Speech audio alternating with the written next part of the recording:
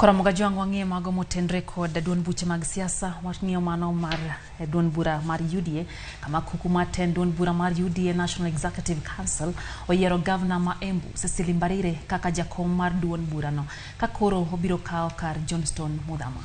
Senator machon ma Kakamega Malala oyier kaka Jagoro mar duond burano kakoro obiro kao kar Veronica Maina. Omar Hassan ma jaod bura ma Iala bende oyier kaka jalup Jakom ma duond burano kakoro obiro kao kar Kiputarap Kirwa ka jaod bura ma Kitutu Chache North Jafeth Nyakundi koro biro kao kar Omingo Magara kaka jakeno ma duond burano e kin lokruoge mamoko.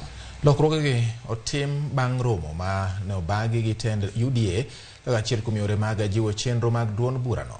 Jotelo gwenya Ramogi jwang' dhi ka pisego e yor kojolo ka koro girito yiero maduong' ma duond burano mabiro bagi higani.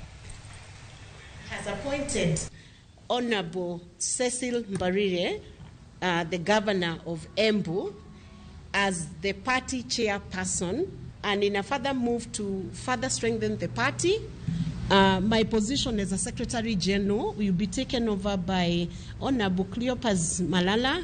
He has now the challenge as the new Secretary General to push the party to the next level. I take over the position of Secretary General.